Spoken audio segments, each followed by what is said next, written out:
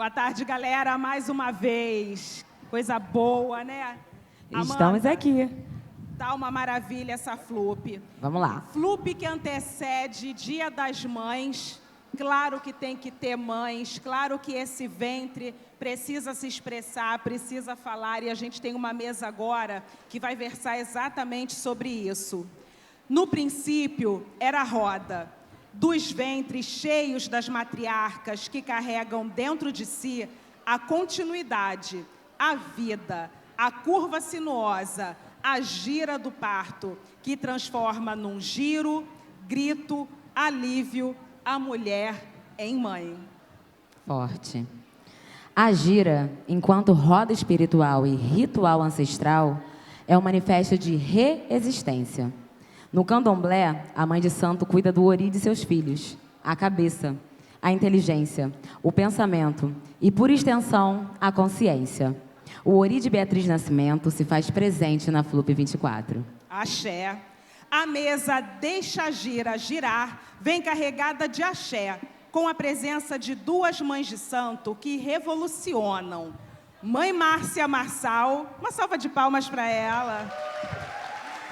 Matriarca do Ilê Axé de Oluayê, Nioiá.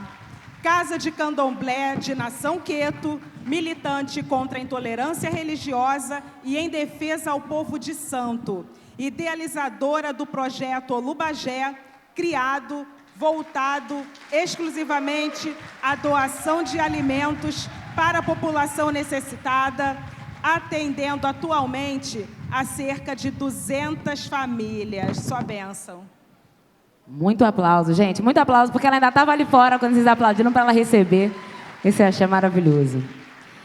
E a mãe Flávia Pinto, matriarca da Casa do Perdão, comunidade do terreiro afro-indígena, cientista social e ex-coordenadora da diversidade religiosa da Secretaria Municipal de Assistência Social e Direitos Humanos da Prefeitura do Rio de Janeiro, coordenadora de diversidades do Centro de Promoção de Liberdade Religiosa, palestrante, mestranda e escritora. Tudo isso, muito barulho para ela. Que honra! Maravilhosa!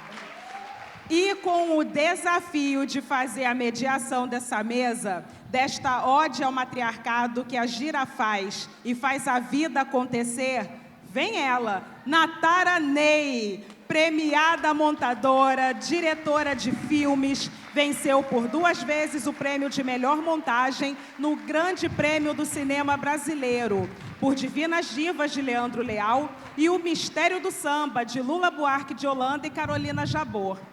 E uma vez no Festival de Gramado, por Juventude, de Domingos Oliveira. Ela é associada da APAN desde 2019, participou da FLUP em 3 edições, é nossa amiga de longa data, onde teve seus contos publicados nas nossas coletâneas Carolinas, Cartas para Esperança e Quilombo do Lima. E está com um desafio gigante esse ano, porque ela é a curadora da nossa programação de hoje. Natara.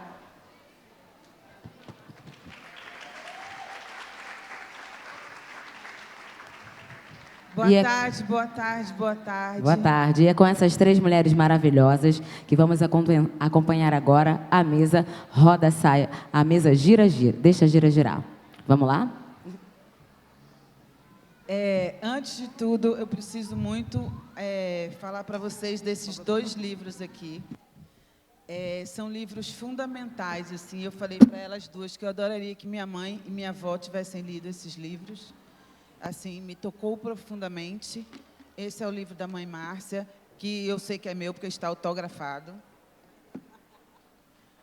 Este livro da mãe Flávia, que não é meu porque está autografado para o meu amigo, mas que também é fundamental.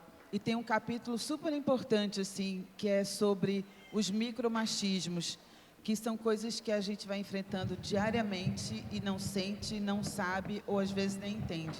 Então, assim, por favor, quem puder, quem tiver a possibilidade, esses livros são fundamentais para a nossa formação, assim, para a gente também saber que não está sozinha. As apresentações já foram feitas. Ai, perdão. Nem sabe fazer publi, ela não sabe. Salve o Matriarcado, Manual da Mulher Búfalo, de Mãe Flávia. E Faria Tudo Outra Vez, de Mãe Márcia Marçal. Desculpa, mãe. Peço permissão para chegar. Saúdo Exu, Senhor dos Caminhos, das possibilidades. Saúdo os meus mais velhos, os que vieram antes. Saúdo também as minhas mais novas, com quem aprendo tanto. Hoje é 11 de maio, véspera do Dia das Mães, quase metade do ano. Tempo que passa cada vez mais rápido. Iroco, Senhor do Tempo. Estamos em mais uma gira, encontro de afeto, encontro para celebrar uma das mais nobres pensadoras desse país, Beatriz Nascimento, Atlântica. Atlântica. Mulher-mar que nos banha, nos conecta, nos benze, nos orienta.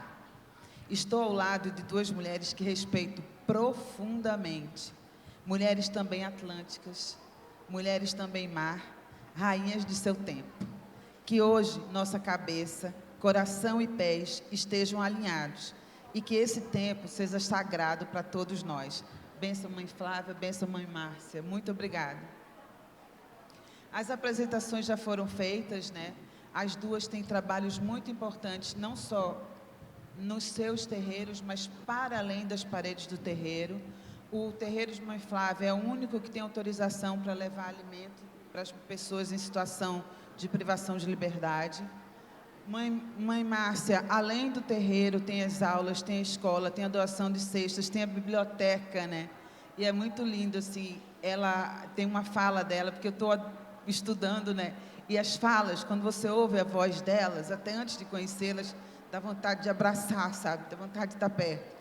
E aí, quando ela fala da construção da biblioteca, que ela podia pegar aquele espaço e fazer qualquer coisa, e ela olha e vê a biblioteca, antes da biblioteca existir, isso é de uma generosidade imensa.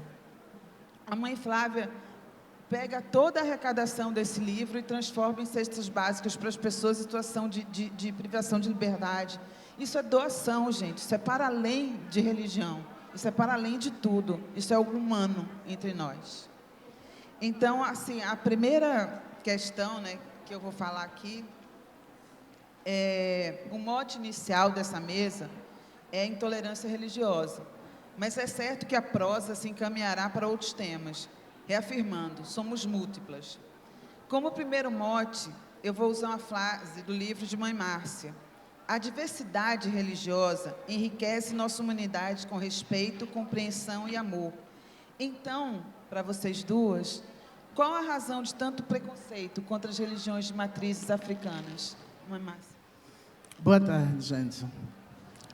Natália, eu poderia te dar várias respostas para essa pergunta, porque tem, né? O que mais tem é a resposta. Mas antes de eu te responder, eu quero até dedicar essa palestra, eu estar aqui no dia de hoje, e principalmente por ser a véspera do Dia das Mães, para minha mãe, que foi uma mulher que lutou muito para sustentar filhos, lutou muito pelos filhos, uma mulher preta, como vocês sabem. Aqui na nossa terra, no nosso Brasil, no nosso país, é só sofrimento mesmo, e a minha mãe foi essa mulher. Então, eu dedico o dia de hoje para ela, como o de amanhã também.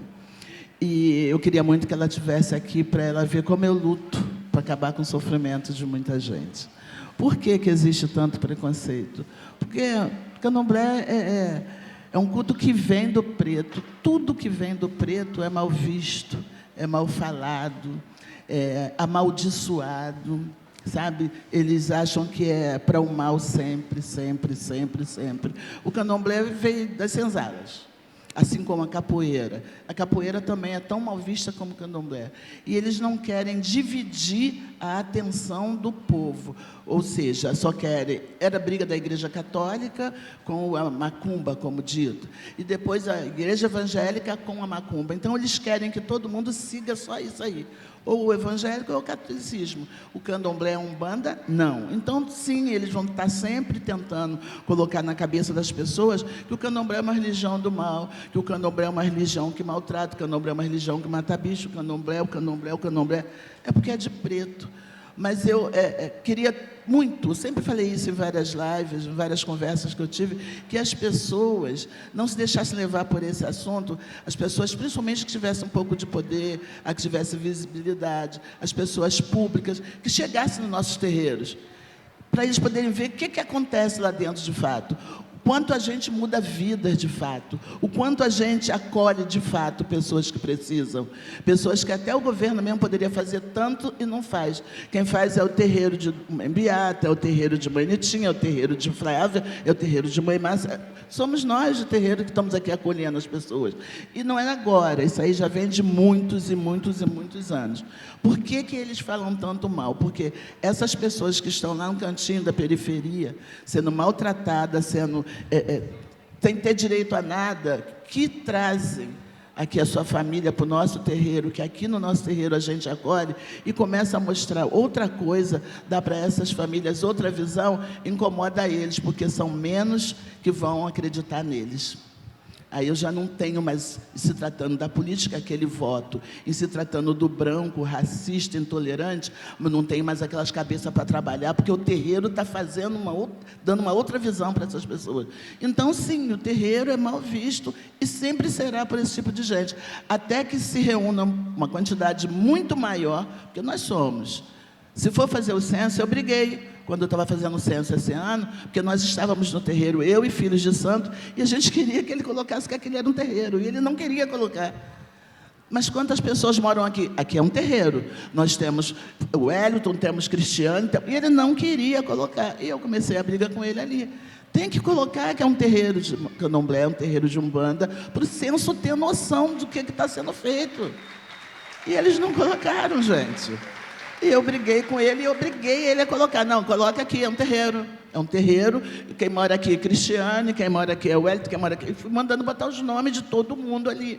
Se eles fizerem isso, eles vão ver a quantidade do povo de terreiro que existe no Brasil, vamos falar do Brasil, no Brasil, e vão começar a pensar de uma maneira diferente, mas eles não querem isso.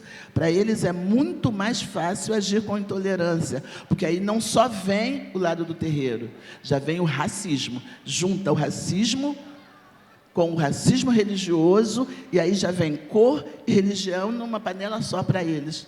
E a gente tem que aceitar. Não, não aceito.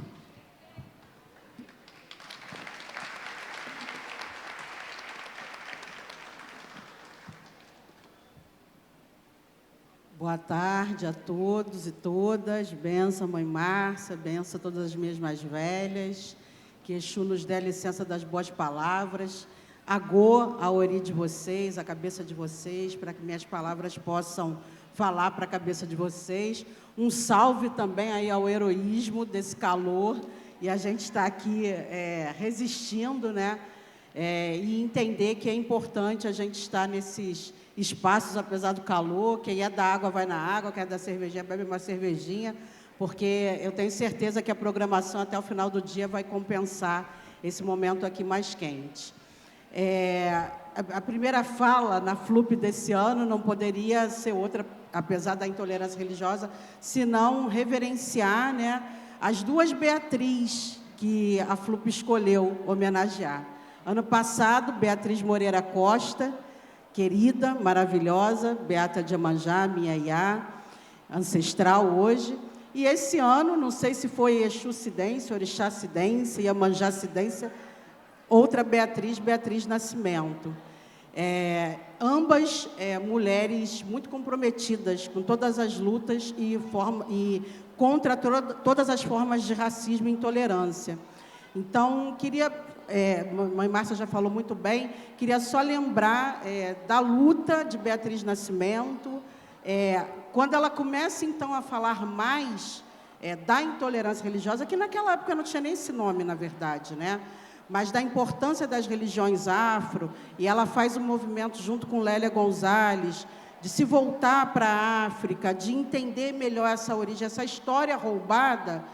Grande parte do racismo religioso, da intolerância religiosa que a gente sofre, vem desse lugar, da memória não contada, das narrativas do branco falando sobre os terreiros, né? E de pessoas como Beatriz Nascimento, que são silenciadas, né? Beatriz morre vítima de um feminicídio, sendo que, ao defender a amiga que estava apanhando de um homem, ela toma um tiro, né? E resgatar ela com a FLUP, com toda a academia, que somente agora vem lendo, uma mulher que foi incompreendida, que foi mal falada, que foi maldita, né? Disseram que ela não sabia o que ela estava fazendo, uma mulher que foi assassinada também pelo racismo, né? E hoje, a gente redescobrindo, né, algumas décadas depois, a importância dela para nós negros, negras, para nós povo de axé, para a gente se conscientizar daquilo que é mais importante. Então, a resposta ao racismo é ações como essa da FLUP. Evocar um nome desse, de pessoas que seguraram essa bandeira, que não foram ouvidas ao seu tempo, mas que a gente mostra que na cidade de Ogum tem um pataqui que fala assim: o nome que é repetido muitas vezes é o nome de um imortal. Então, se o seu nome for repetido pelas próximas gerações, você não morrerá. Então, salve Beatriz Nascimento, salve Beatriz Moreira Costa, que sejam nomes e ações, e salve a FLUP desse ano, Casiola 10, e com tudo que se está tratando, para que sejam ações imemoráveis, ou seja, que sejam continuadas essas histórias que a gente está contando assim, e quem sabe daqui a 20 anos a gente não ter mais esse cenário de tanta intolerância religiosa.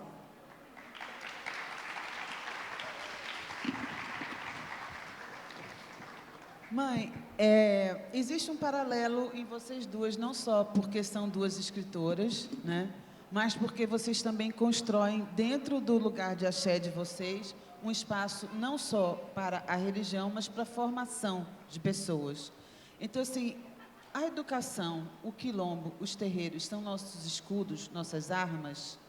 Mãe Flávia, mãe Márcia, quiser começar.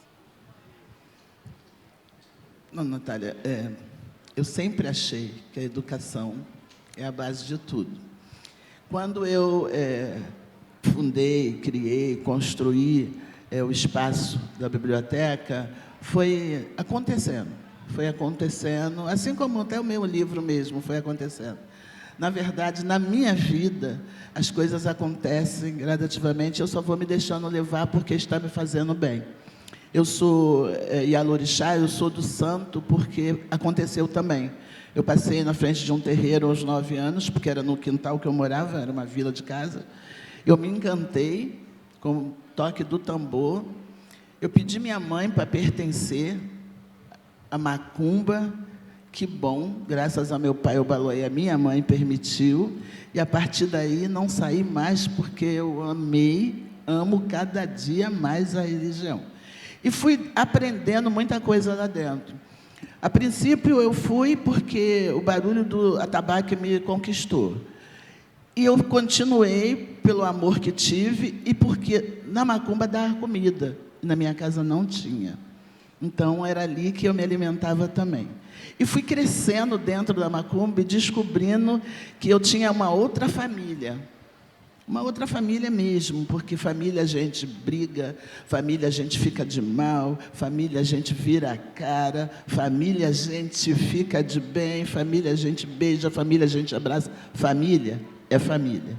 E apesar de tudo isso que eu vivi, eu sempre estive no seio de família. E dentro da macumba eu encontrei esse caminho e fui crescendo e fui aprendendo muitas coisas dentro da macumba. Infelizmente, com a vida que eu vivi, com a vida que a minha mãe viveu, eu tive que sair da escola muito cedo. Quando a minha mãe descobriu, eu já estava fora da escola. Só que eu sempre quis aprender, eu sempre tive sede de aprendizado. Eu catava lixo, né, para me alimentar, e eu pegava livro que eu achava na rua e sentava e lia.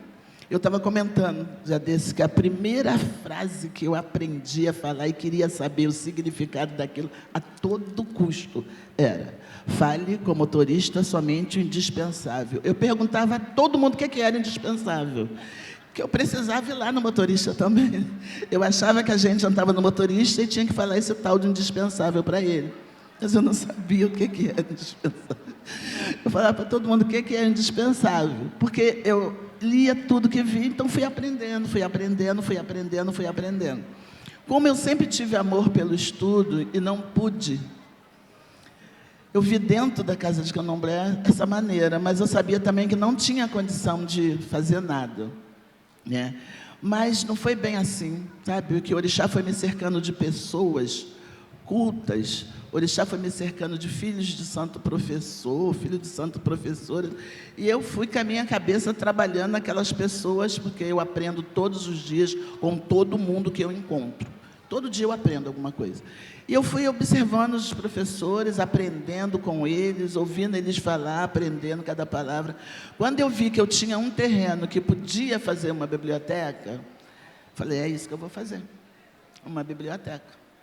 Porque eu queria que as crianças de onde eu moro, na Caroabinha, não passassem pelo que eu passei, não ter um livro para estudar. Eu precisava da Mágica do Saber, de Teresa Neves da Fonseca, que todo mundo conhece essa minha história, e eu não tive. Então, se uma criança precisar de ler, vai lá na minha biblioteca. E eu fui trabalhando, aos pouquinhos a gente construiu a biblioteca. E eu, numa live, falei da biblioteca que precisava de livros. Eu ganhei, gente, 10 computadores que vieram de São Paulo, eu ganhei mesa enorme para botar os computadores, eu ganhei livros abertos, eu ganhei estantes, a gente ganhou tudo para aquela biblioteca e montamos. Montamos porque eu preciso que as crianças façam isso, porque é só através do estudo que a gente consegue mudar alguma coisa. Eu sempre falo, Natália, que um advogado branco e um advogado preto têm o mesmo grau de colocação. Eles estudaram a mesma coisa, foi o mesmo tempo de estudo para cada um, então não tem ninguém melhor do que ninguém ali, não. Não vem dizer que a sua pele branca é melhor do que a minha preta porque você é advogado, porque eu também sou. Então é isso. O estudo muda tudo. Com o estudo, tudo fica diferente. Através do estudo, tudo muda. Então, já que a gente tem aqui um espaço, no nosso terreiro, que a gente pode fazer isso, que seja uma criança, 2, 10 ou 100 crianças, a gente vai fazer isso. E agora lá no espaço tem aula de dança, que meu filho dá, a gente tem aula de reforço, que minha filha dá, e a gente vai fazendo, e agora vai pintar uma outra coisa aí, que já está no forno, que está conversado, já está resolvido.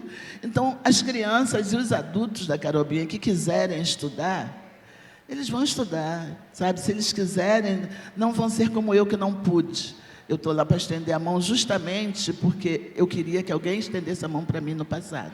Não foi porque ninguém estendeu que eu vou deixar de estender a minha. Na verdade, eu acho que eu sou do santo para isso. Eu acho que eu me tornei Yalorixá por isso. Eu acho que o Baloaê fez de mim Yalorixá para isso. Eu fui apontada, escolhida para orixá, para essa caminhada, sabe, de Abiã, de Iaô, de Ebome, de Yalorixá. Não foi simplesmente para dizer para o mundo assim, eu sou do santo, tá, gente? Eu sou da macumba, só. Não, foi para ser Yalorixá, foi para mudar a vida. E hoje eu quero mudar a vida das pessoas, eu quero, eu preciso. E a única maneira que eu consigo é assim, com essa educação de axé, com essa educação dos livros mesmo. Eu tenho professores, eu não sou professora, então não posso ensinar, mas eu tenho professores dentro da minha casa que podem fazer isso. Mas educação de axé, mesmo não tendo formação pedagógica, educação de axé eu tenho, que o Baloaê sempre me deu, e eu tenho isso de axé desde que eu tenho 9 anos de idade, então eu posso passar.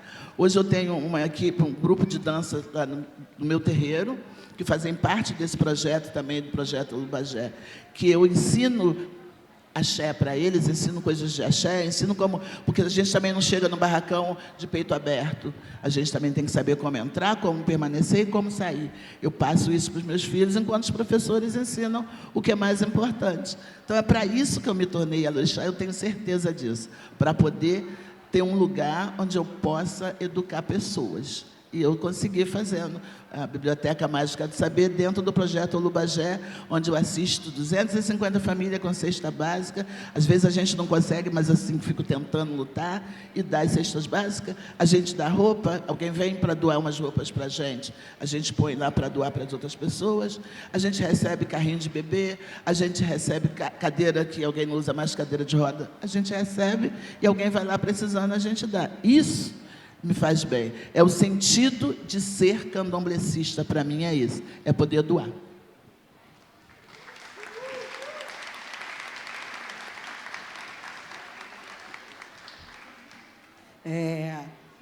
Quilombos são espaços de resistência e terreiros são quilombos urbanos, né? Se a gente parar para ver as ruas principais, raramente você vai ver um terreiro na beira de uma rua principal, mas você vai ver igrejas. Porque a gente que é de terreiro não tem condições financeiras de comprar, né, naquele espaço imobiliário. Então, quando a gente está na periferia, e como a mãe Márcia falou, a gente que está dentro de comunidade, quase todos os terreiros estão dentro de comunidade, porque a gente não tem o recurso da igreja para comprar. Não é que a gente não quer não estar ali, não. É que a gente não tem o recurso. Então, o que a gente vai fazer? Uma posição quilombola. A gente vai olhar para a população do entorno. Uma matriarca vai olhar o entorno e não vai ser indiferente à vulnerabilidade, à pobreza, a todas as dificuldades que aquela população tem. Exatamente por isso, porque a maioria de nós tivemos trajetórias também marcadas, como as crianças que estão ali. E o que eu gosto sempre de diferenciar no trabalho assistencial, né, que é feito dentro dos terreiros. O terreiro não vai discriminar o homossexual, a mulher homoafetiva, a pessoa que toma sua cervejinha, a pessoa que fuma o seu cigarro. Por que eu estou falando isso? Eu nem bebo cerveja e tampouco fumo cigarro. Eu estou falando isso porque na pandemia, quando a gente distribuiu muita comida, terreiros como o meu, de mãe Márcia, e a Unicef nos procura para poder fazer campanha, eu me lembro de uma pessoa homoafetiva na fila, assim, muito envergonhado, achando que não receberia a cesta por ser uma pessoa na verdade, uma pessoa, hoje a gente diria trans, né? E aí, quando a gente, as minhas filhas tiveram, obviamente, o cuidado de pegar o documento dele separado, porque poderia ser uma pessoa que não quisesse se identificar com o gênero feminino, e quando recebeu a cesta, ele ficou enlouquecido, porque ele falou, ai, e começou a chorar, porque na igreja não deram, por causa desse corpo, esse corpo que não é aceito. Então, é mais uma vez uma forma de assassinar pessoas assim. Como é que, numa pandemia, você vai dizer que não vai dar comida à pessoa, porque a pessoa é trans, é travesti, e ele nem tinha essa necessidade de se identificar como um nome feminino, não. Mas a gente teve esse cuidado. E ele agradeceu demais. Então, quando a gente está falando de terreiro, tem um monte de suicídios que não acontecem, gente, por causa do terreiro. O terreiro é um espaço para salvar e transformar vidas. A gente, diferente do padre e do pastor, a gente não tem salário, a gente não tem 13º, a gente não tem férias, a gente só tem plano de saúde se a gente mesma pagar, a gente não tem recursos alocados pela União para pagar as nossas despesas, como as igrejas têm, e está tudo bem, porque é constitucional. Não adianta ficar com inveja da igreja e falar mal da igreja, não. É um direito que eles têm. Eu estou dentro do presídio, eu sou a única sacerdotisa que não tenho salário para exercer aquela função. E toda mulher que está dentro de um terreiro, à frente de um terreiro, ela também não tem. Então, a gente precisa de braços, de filhos e filhas de santo que vão entender a matrigestão e estar ali com a gente, fazendo o que o Quilombo faz. Divide comida, né? Dá comida, como a mãe Márcia falou, fui para o terreiro porque dava comida. Até hoje a gente vê nas festas que não podem acabar. Festa, por exemplo, de beijada, de Cosme e Damião, gente. As crianças agora já não chegam mais, por causa da porcaria do racismo religioso. E quantas crianças iam ali, não era só para comer o doce. Claro que o doce é uma farra maravilhosa, mas porque sabia que nos outros dias tinham comida, né? Então, essa ação de combate à fome, de educação, que os terreiros fazem é fundamental, porque a gente não vai escolher a cor da pele, não vai escolher aquela mãe que, às vezes, ela é alcoólatra, sim, mas ela é alcoólatra porque ela adoeceu com o racismo, ela adoeceu com a pobreza, ela adoeceu com a discriminação, e a gente não está aqui defendendo o alcoolismo, não. A gente só está dizendo que, às vezes, essa pessoa vai chegar no terreiro para pegar uma cesta básica, uma cesta de alimento, e a gente não vai deixar de olhar, né? Claro que se chegar de forma respeitosa, obviamente, não vai deixar de atender. Então, terreiro é um espaço de salvar e transformar vidas. Nós somos quilombos urbanos.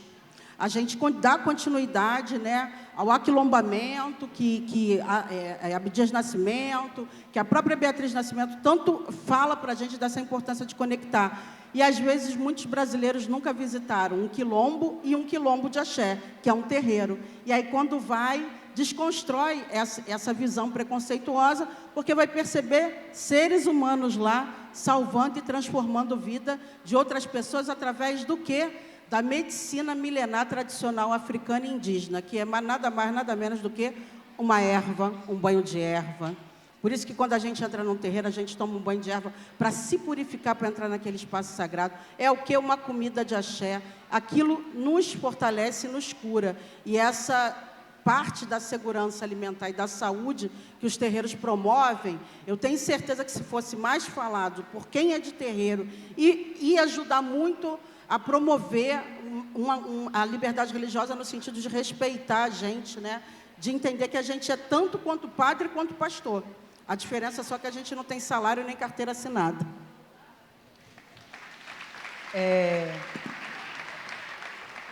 Acho que vocês falaram duas coisas que são muito importantes.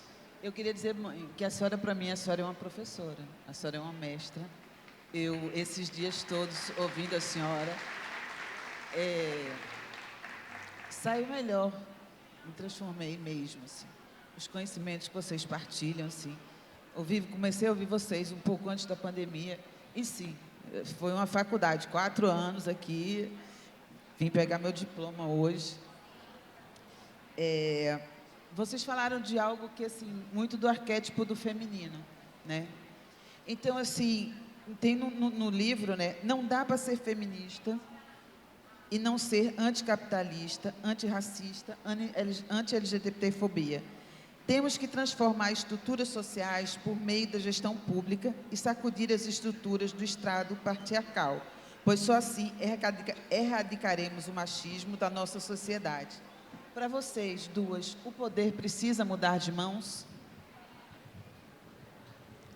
Olha, eu acho que o poder poderia sim mudar de mão, mas antes de mudar de mão tem que mudar muita coisa no poder. Muita coisa. Porque não se trata só da mão que comanda, se trata de todo um aparato ao lado. Então, vamos colocar uma mulher no poder, ela vai estar preparada? Você entendeu? Vamos tirar esse homem e colocar uma mulher. Seria bom, mas uma mulher bem preparada para a gente mudar de fato o poder, para a gente de fato mudar, mas olhar para a sociedade como sociedade. O homem não pode olhar só para o homem, o branco não pode olhar só para o branco, o evangélico não pode olhar sá para o evangélico, é para a sociedade. Então, a mulher não pode olhar só para a mulher, para a sociedade. Então, eu não sei se mudar de mão seria o ideal. Eu acho que o ideal seria mudar muito mais do que mudar de mão. Talvez eu esteja errada, no meu ponto de vista, tá? Porque uma casa de candomblé, eu estava falando essa semana para uma filha de santo minha, que depende muito de quem dá ordem, depende muito de quem comanda, depende muito de quem está... Eu tenho várias pessoas na minha casa, Natália, várias. Eu tenho 300, quase 300, não sei. Eu posso dizer para... Olha, essa água aqui está amarela, tá? Pode vir vários dizer para mim, não, minha mãe, essa água não está amarela, está branca. Mas depende da maneira com que vai se chegar a mim. Porque quem está comandando sou eu. Eu estou errada, a água não é amarela. A água não está amarela. Mas eu estou no comando, então só porque eu disse que está amarela, está amarela? Você entendeu? Então depende de um conjunto, depende de um todo, não é só de um comando. É muito mais. Eu vivo, tenho 64 anos de idade, mas de 82 para cá, ou de 80 para cá, talvez, eu comecei a olhar mais para a política, porque eu não tinha visão política, como a grande maioria do brasileiro. A culpa do que está acontecendo hoje aqui é minha também, tá? É minha também, porque eu não queria saber, eu não sou político, por que eu quero saber da política? Errado a beça. Muito errado, muito errado. Eu comecei a olhar com outros olhos. Então, ali para cá, quando eu comecei, já vi muitos governadores, já vi muitos prefeitos, já vi muitos presidentes. E de lá para cá, o que é que mudou? Pouquíssimo. Pouquíssimo, quase nada mudou. Porque é sempre a mesma coisa. A política tem sempre a mesma ideia daquilo que eles têm na mente. sempre a mesma ideia. Falando da minha religião, do que eu sigo, desde que eu aprendi a olhar para a política, não aprender a política porque eu não entendo nada da política. Eu entendo que a gente conversa, tá? Mas desde que eu aprendi um pouco mais da política, o Candomblé sempre foi perseguido. Eu não tinha essa visão para trás. Mas para frente, para cá, eu comecei a ver que o Candomblé, religião de matriz, sempre foi perseguido. Qual o político que mudou isso? Então, vamos mudar o poder. Já tiveram várias pessoas no poder. Aonde mudou? Nada. A fome, sempre. Sempre, sempre, sempre. Já passaram várias pessoas pelo poder, desde então. Quem mudou isso, Natália? Ninguém mudou isso. Então, será? Vamos mudar de mão. Será que muda? Não sei se muda. Eu acho que nós é que temos que mudar. Eu acho que nós é que temos que mudar. A senhora acha que a gente precisa ser mais ativo politicamente? Acho, é isso. Porque eu não queria saber de política. Lá com 19, com 20 anos, eu não sou política, eu não quero saber de política. É errado, eu estava muito errada. O meu filho tem 30 anos e desde sempre Yuri antenado. Então, eu deveria ter sido, isso, com 20, com 19, com 18 anos, antenada. Porque se eu e a minha geração pensasse dessa maneira, talvez a gente não chegasse aqui desse jeito. Eu falei uma vez que eu também sou bastante culpada por conta da intolerância religiosa. Porque quando eu tinha 20 anos, eu era católica. Mentira, nunca fui. Eu sempre fui macumbeira.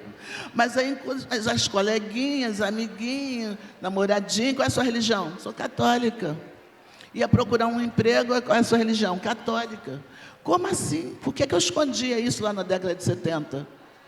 Medo, vergonha. Hoje, não precisa nem perguntar, que eu já me apresento como tal. Sou macumbeirona mesmo. Inteira, 1,78 m de macumbeira. Inteira. Inteirona mesmo. Mas eu escondia isso, gente. Eu escondia. Então, eu sou responsável também por tudo que está acontecendo. Assim como na política. Não quero saber. Eu, aos 64 anos, se toda a minha geração pensou como eu pensei no passado, hoje nós temos várias pessoas com essa idade aqui, do jeito que eu estou aqui, responsável por tudo que acontece, que a gente é responsável. Eu tento mudar o que eu posso, porque eu me sinto responsável, eu não quis saber de política. Aí, quando o Tancredo Neves morreu lá em 82, fiquei arrasada. Meu Deus, era o Salvador. Como assim? É porque eu ouvi os outros falar, tá? É porque eu ouvia os outros falar. Não porque eu sabia de fato quem era, porque até então eu não queria. Agora não, agora eu tenho opinião, agora eu bato de frente, agora eu digo o que penso. Eu digo para o político que nós, a população, não temos que abaixar a cabeça, porque eles vão na periferia, sim senhor, como se o político fosse Deus. Meu Deus é o Lodumário, meu Deus é o Baloaê. Eu não vou abaixar a cabeça para o político, nem para o prefeito, nem para o governador, nem para o presidente. Não vou.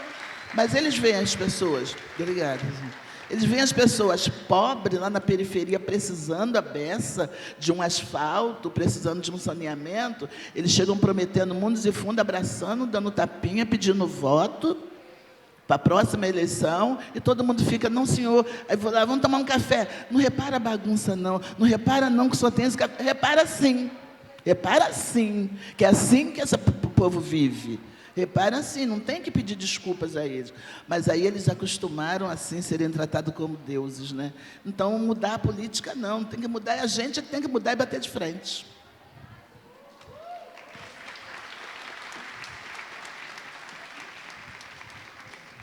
Eu acredito muito na matrigestão, sim. Eu acredito muito na governança das mulheres, né? A mulher vai sempre... Os últimos países, a onda rosa, né, que foi interrompida com o ressurgimento da direita, a onda rosa, né, para quem não sabe, foi o que aconteceu nos últimos 20 anos, ou seja, no mundo houve um fenômeno de mais mulheres à frente de países, como presidentas, né, inclusive aqui. E o que aconteceu? A primeira coisa que elas fizeram foi igual, em todos os países. Primeiro, elas olharam a fome. Depois, a saúde. Terceira, a educação. Não pegando essa coisa cristã de dizer que a mulher tem que cuidar que a gente não tem que cuidar, a gente acolhe sim, mas não é obrigação nossa cuidar. O homem também tem que ter os mesmos cuidados, porque dentro do princípio africano, homem e mulher são corresponsáveis pelas crianças e pela aldeia, né? Tem um ditado, um pataquê africano que diz, é preciso toda uma aldeia para educar uma criança. Então, só um pai e uma mãe não é suficiente. Mas nesses países houveram um combate à fome muito forte. Aqui no Brasil mesmo a gente teve uma mudança significativa, né? No ano que sucedeu, presidente Lula e Dilma, apesar de todas as controvérsias, há um dado, sim, que a gente combateu a fome, sim, a gente tirou uma quantidade imensa de brasileiros da linha de extrema miséria, isso é muito significativo. E eu acho que mais mulheres no poder traz uma coisa que a gente pouco fala, e que dentro do terreiro a gente trata muito, tenho certeza, mãe Márcia também, as mulheres estupradas e silenciadas. Mulheres estupradas dentro de casa, uma coisa chamada estupro marital, né? Que a mulher não vai falar para qualquer pessoa, só vai falar para outra mulher. E as nossas meninas, que às vezes são estupradas no Uber, no caminho, e não é falado. As pessoas homoafetivas, quando se tornam adolescentes, e que o machismo percebe que é uma menina ou um menino homoafetivo, estupra, abusa, pedofilia. Então, quanto mais mulheres à frente de espaços de poder, não se trata da mulher pisando no homem. Não é isso, até porque tem tanta coisa para lutar ainda para combater o patriarcado, mas se trata de um outro olhar, de uma outra visão, da sensibilidade de trazer essa mulher para não morrer mais assassinada, como minha mãe, alcoolizada, ou defendendo um feminicídio, como a Beatriz Nascimento. Eu acho que a gente ainda tem muito que esperar dessa governança, dessa matrigestão feminina à frente de várias instâncias de poder, né? Não é só dirigir escola é muito legal, mas a gente pode dirigir outros espaços. Haja vista que os terreiros nascem o quê? Fundado por mulheres, né? No princípio africano, a mulher sempre foi liderança, sempre foi a autoridade, né? Por isso que a gente escreve, inclusive, o Salve o Matriarcado, né? A senhora quer completar alguma coisa, mãe? Mãe Flávia, no seu livro, exatamente, Salve o Matriarcado, vocês duas falam muito, né? A história da sua mãe, a sua história, sobre todas sermos um pouco mulheres búfalas, né? Mulheres que são, em alguns momentos, precisam ser fortes como búfalo, em outros momentos precisam ter leveza de borboleta, até para conseguir o que se precisa, às vezes. Nós somos sempre habilitadas para a transformação, para a transmutação, para a evolução, para cuidar, para se superar o tempo inteiro. Isso é uma coisa do axé? Eu acredito que sim, do axé.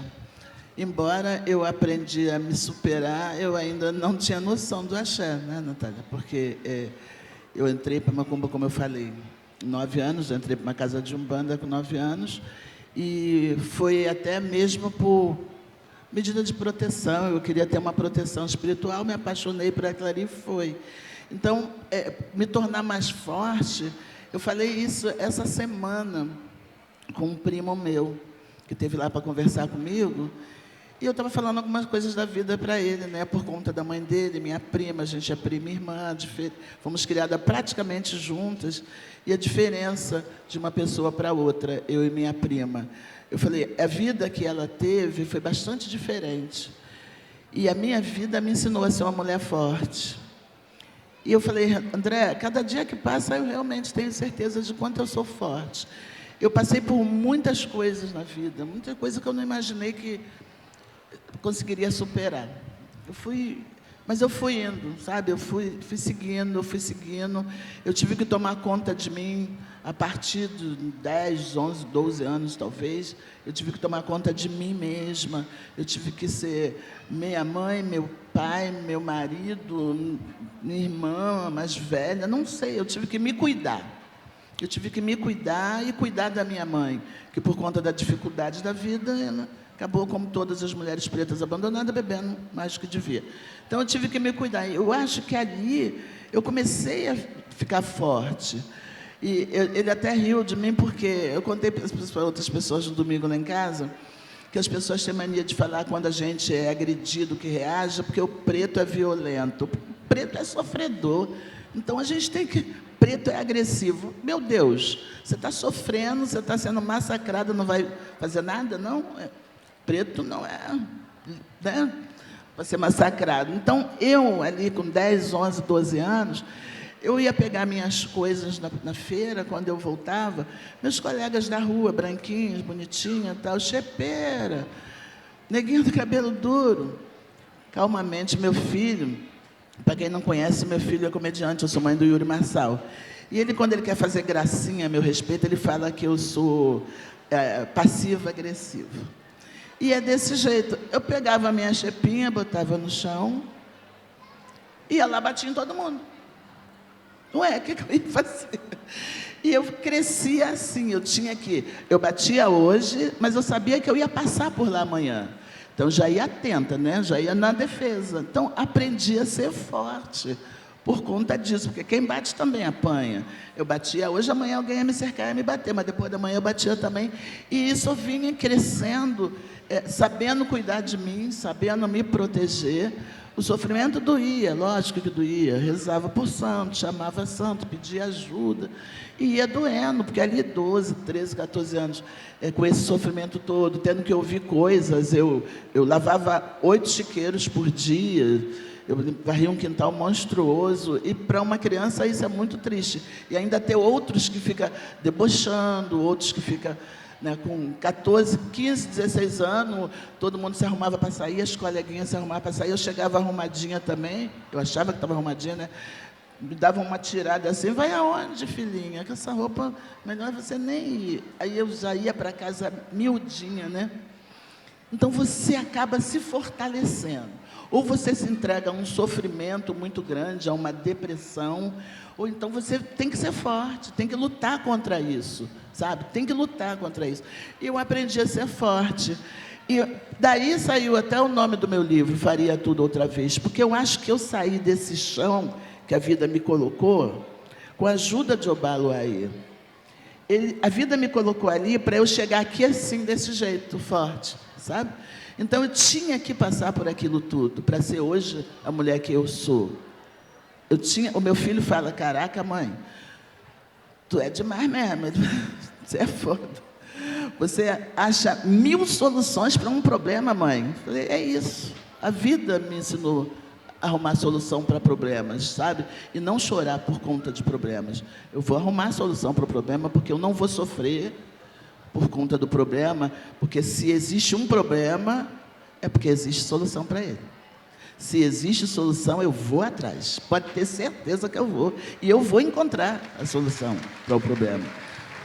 Antes eu encontrava só por ser eu mesma menina forte. Hoje eu encontro porque eu sou filha de Obaluaí. E meu pai me mostra a direção da solução. Porque não existe nada melhor na vida, gente, para quem sabe do que eu estou falando, do que ser de religião. Não existe nada melhor da vida de matriz, claro. Não existe nada melhor da vida do que ser filha de orixá. Não existe nada melhor na vida de você estar com seus problemas, a cabeça não está boa, pega uma folha, faz um banho, toma, deita. Deita que você vai ter a resposta. Tenham certeza disso. Vocês vão ter a resposta. Então, eu me entreguei a isso. Eu me entreguei ao orixá e vim seguindo. E cada dia eu fui me fortalecendo mais com uma coisa, me fortalecendo mais. E dentro do axé eu aprendi que sim, temos que ser mulheres fortes. E o orixá nos torna fortes. E quando a gente, que é Yalorixá, se depara com um filho ou uma filha que não é tão forte assim, a gente tenta passar um pouco dessa fortaleza. Pega na mão, segura, chama uma atenção, dá um conselho, dá um carinho, dá uma ideia. A gente tenta puxar. A gente não deixa o filho ir para o chão. Sabe? Se ele já não está enfraquecido com alguma situação, com alguma coisa da vida, a gente ensina ele a ser forte. Vamos lá. Se ensina. Mas como é que se ensina a ser forte? Pode? Pode. Claro que a gente pode ensinar a ser forte. Porque as pessoas fortes, elas são vistas como exemplo. Se você é exemplo, significa que alguém vai te seguir. Se vai seguir, é bom a gente passar esse exemplo de fortaleza. Não que a gente seja insensível, não. Eu não sou uma pessoa insensível. Eu sou uma pessoa que eu tenho a visão mais adiante. Se eu vejo o problema, eu vou atrás da solução para ele. Enquanto eu não descobrir qual é a solução para aquele problema, eu não vou sossegar. Porque não existe, gente, problema sem solução. E dentro de terreiro, principalmente.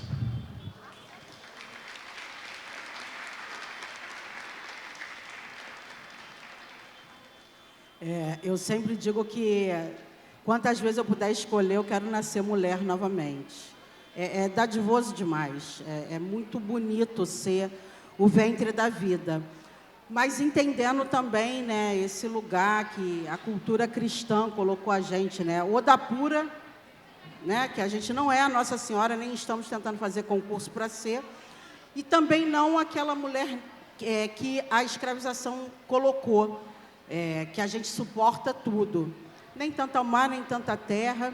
Né? Eu acho que quando a gente fala de mulher búfala, um monte de mulheres foram experimentadas em processos de dor. É claro que ser uma mulher forte é muito bom, porque a gente é isso, a gente vai buscar a solução. Eu sempre digo para todo mundo o seguinte, eu sou uma pessoa que eu não fico sem resposta de nada na minha vida, mas não tem uma coisa que não tenha resposta. Só que às vezes a resposta é algo que você não quer, é algo que você não concorda. Mas ancestralidade, orixá, não deixa você sem resposta. Não deixa. Mas é isso, é ser uma mulher búfala, ser uma mulher de axé. O que é uma mulher de axé? Conversa com o sol, conversa com a água, conversa com a folha, abraça a árvore, beija o chão, né? Vai à natureza, se conecta com o orixá, né? Toma uma baforada da preta velha, toma uma cachimbada do preto velho, toma uma fumaçada do caboclo pela cara dentro. Que isso, meu Deus? Aí a gente tosse, passa meia hora, vem um pensamento, é a resposta, né? Então, a mulher, ela tem uma natureza divina, de verdade né? Cultuar as mães ancestrais, e a minha Xorongá diz isso para a gente. Não tem um homem, mais homem, que tenha vindo ao mundo sem morar antes dentro do corpo de uma mulher. Então, o macho mais macho, ele nasceu de dentro de uma mulher. Então, quando a gente relembra esse princípio, a gente vai humanizando essa relação novamente do homem com a mulher. E essa mulher forte, muitas vezes, foi a mulher que justamente fez aqueles homens que também estão por aí, batendo em mulheres. E aí a gente precisa também entender o quanto aquela mulher, às vezes muito forte, mas muito endurecida, também não endureceu outras pessoas. E aí, como é que a gente chega para desendurecer? Né? Porque, em algum momento, a dor também endurece a gente. Ter ficado 3 dias com a minha mãe morta dentro de casa, é claro que não é a história bonitinha de se contar. Mas, quando eu chego dentro do presídio, a minha história ela se torna tão pequena que, às vezes, eu nem trago ela para a roda, porque eu já ouvi cada história. Essa semana, eu pensei que eu já tinha visto de tudo sobre pedofilia. Eu atendi um dos piores casos de pedofilia da minha vida. 3 horas com aquela mãe ali, e se eu não ficasse ali com ela, ela ia sair dali e ia se suicidar. Sendo que ela sentou na minha frente para o atendimento, ela não falou em nenhum momento sobre isso. E, quando a gente vai ver, a gente está falando de uma série de mulheres, de uma linhagem matriarcal de mulheres abusadas sexualmente, né? Por isso, até há pouco tempo, a gente fez um curso justamente para entender que, às vezes, não é fazer o santo, é ter tratamento para aquela dor. Que se não parar de sangrar, ninguém vai entrar para um rundene, para um roncó, para uma camarinha, sangrando, né?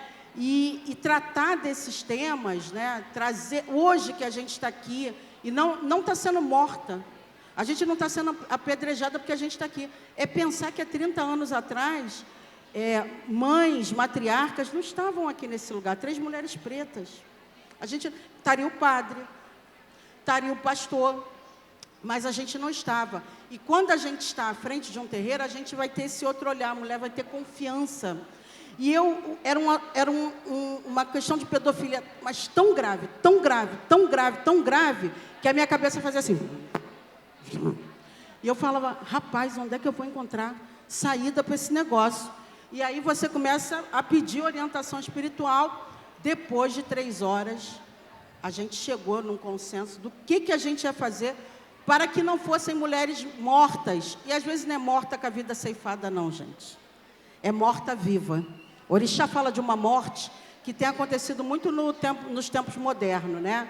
Que é a morte do quê? Da pessoa que está viva, mas ela está fraca, está sem energia, está sem vitalidade, ela está em depressão, ela não dorme, ela tem insônia, ela tem angústia, ela fica doente toda hora, ela faz até santo, mas ela vive doente. O que é isso? Né? Ela está dentro da igreja no culto direto, mas ela vive doente. O que é isso? Não é que a gente não possa adoecer, todo mundo pode adoecer. A gente come agrotóxico até numa salada de alface. Mas, às vezes, a gente precisa entender onde é que está a fraqueza, onde é que está a força, né?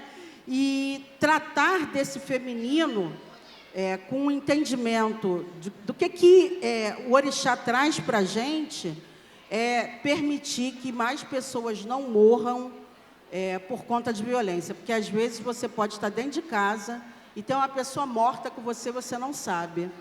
Tem uma pessoa que você morando dentro da sua casa, descansa junto com você, às vezes dorme na mesma cama ou no quarto ao lado, que está pensando em suicídio, porque foi atravessada por uma violência e você não sabe, né?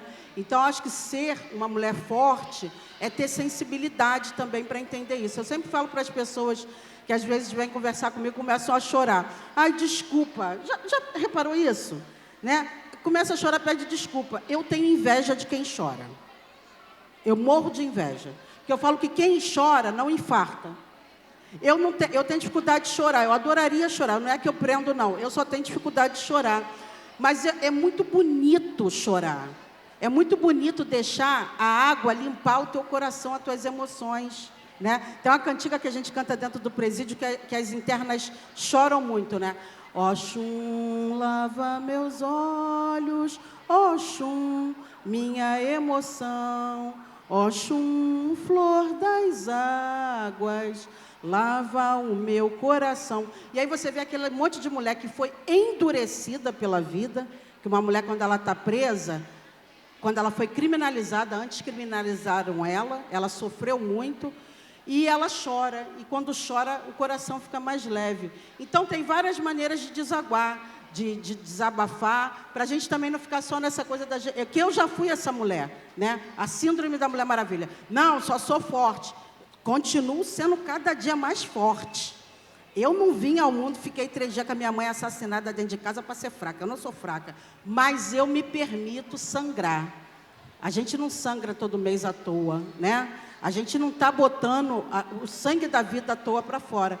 Então, às vezes, chegar aí na sua casa e ver se a sua mãe, a sua avó, está bem. Ou ela não está precisando chorar. Ou ela não está precisando se divertir. Ou ela não está precisando ir à praia. Ou ela não está precisando sair. Se tem uma mãe solteira no teu ciclo de amizade, que você vai falar, eu vou ficar com essa criança tua aí levada para cacete? Vai dar um rolê, vai dar uma namorada, vai relaxar. Vai relaxar, vai dançar, vai para o samba, vai se divertir. Porque às vezes aquela mãe solteira, ela está estressada num nível, porque ela está criando sozinha um filho que foi feito por 2, 3. Por que eu estou falando 2, 3? Porque às vezes são várias ausências. A ausência do pai, a ausência de outras pessoas que poderiam estar colaborando com aquela mulher. Vou repetir, é preciso toda uma aldeia para educar uma criança, um ditado africano. Então, que sejamos, sim, mulheres búfalas, né? As pessoas falam muito isso para mim, se equivocam com o título do livro. Ai, como é que é ser uma mulher búfala? Eu falei, a mulher búfala chora. E Ansan provavelmente viveu o primeiro processo de depressão pós-parto da história que a gente conhece. Ou será que largar 9 filhos foi fácil? E quem disse que largou? Quem foi que disse que largou? Às vezes não largou, foi guerrear. Foi lutar para ter alguma coisa dentro daquela casa, né? Então, a gente ainda tem muito que estudar sobre matriarcado, sobre mulheres africanas, lembrando que mulheres africanas e pessoas africanas são o berço da humanidade. Mesmo que você seja uma pessoa branca, você tem uma origem na África, porque foi de lá que saíram as primeiras pessoas. Isso é ciência, qualquer um pode discordar, mas é uma opinião. Existe uma diferença entre conhecimento e opinião. Opinião você pode dar sobre qualquer assunto.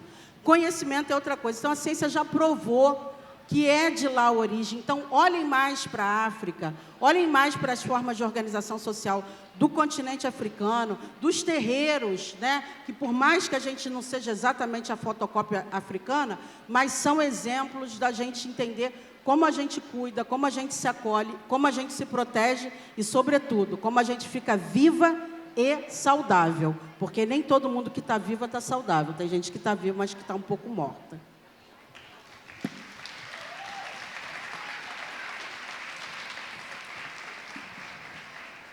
Mãe, como eu falei, eu passei esses 2 últimos meses ouvindo com muita constância vocês, para poder minimamente me preparar para hoje.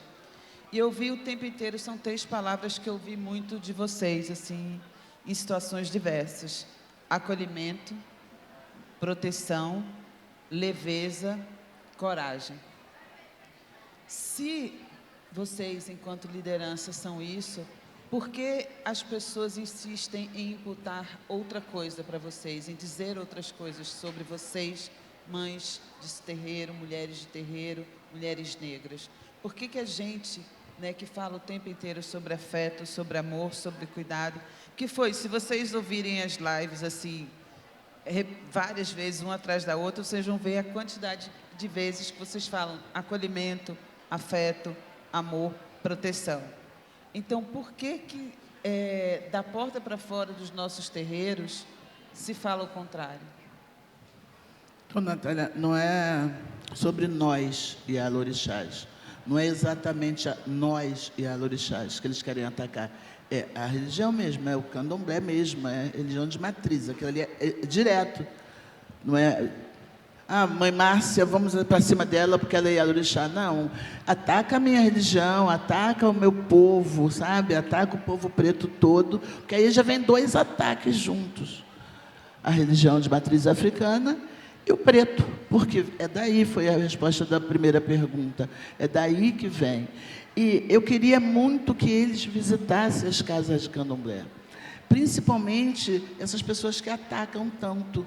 Né? A gente fala em todas as conversas, rodas de conversa, em todas as entrevistas, em todas as lives, acolhimento, acolhimento, como você falou aí, sim, o candomblé acolhe, mas é preciso que eles estejam lá para ver isso, que eles visitem a casa de candomblé. Vamos fazer uma visita à casa de candomblé.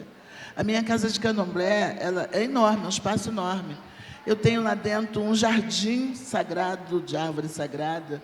Eu tenho lá dentro vários tipos de planta. Esse jardim ele foi construído de 2020 para cá. Ele tem 4 anos. E ele está enorme, a árvore está enorme. O meu iroco, que foi plantado desse tamanho, assentado desse tamanho, ele está imenso. Quer dizer, é um jardim que o orixá acolheu para ele.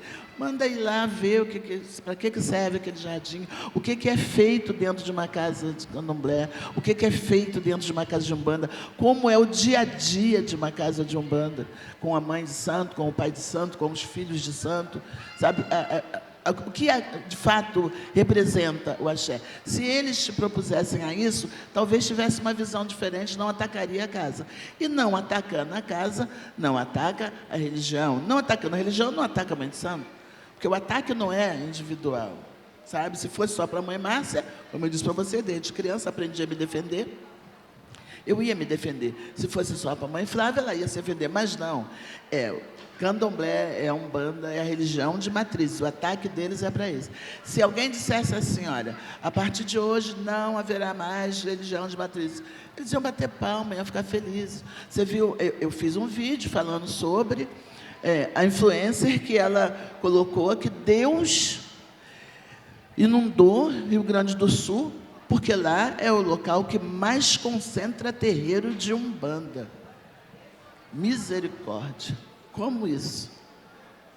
Como isso? Como é que alguém, sabe, com cérebrozinho tão miudinho, eu ia falar um negócio aqui, mas deixa para lá, com cérebro tão miúdo, para abrir a boca para falar uma coisa dessa?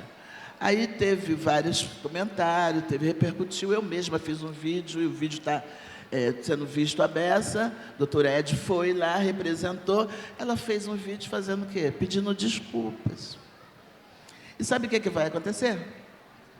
A sociedade vai aceitar a desculpa dela. Menos eu. Menos, não vou. Porque é com o candomblé, sabe? Não é comigo. Talvez, se fizesse comigo, talvez, se alguém me atacasse assim, quem sabe, não sei. Existe aí 1% de chance de eu perdoar. Né? Enquanto eu tenho chance, luta aqui pelo meu perdão, porque você veio me discriminar por eu ser do candomblé. Talvez exista. Mas se faz com a minha religião, se faz com o candomblé, eu vou brigar muito. Porque se não fosse o candomblé, eu não estaria conversando com vocês. Tenham certeza disso. O candomblé me tornou mãe Márcia Marçal. Eu sempre fui Márcia Marçal, desde que nasci. Mas o candomblé me tornou mãe Márcia Marçal. Através do candomblé, que, como eu já falei para vocês aqui, quem já leu meu livro, quem me conhece, sabe, não tive estudo, não pude estudar, mas faço palestra, mais converso, mas me dirijo a pessoas que têm mais estudos, que têm mais estudo, que têm estudos. Sabe, dirijo a pessoa, converso com pessoas acadêmicas. Foi o Obaloaiê que fez isso na minha vida. O Obaloaiê me dá o dom da fala. E através de Obaloaiê eu consigo conversar, consigo me comunicar com as pessoas e consigo me fazer entender. E isso foi a religião que fez. Então não venha discriminar o candomblé, por favor. Eu não vou aceitar. Eu vou brigar com qualquer um.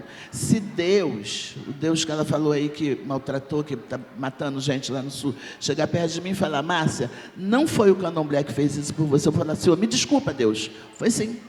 Foi o candomblé, foi o Obaloaiê, foi Yansan, foi Xangô.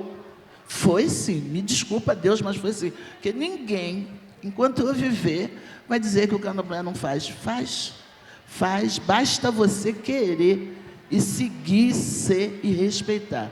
Enquanto eles continuarem desrespeitando, eles vão sofrer a consequência deles. Porque eu não perdoo quem discrimina cor ou crença.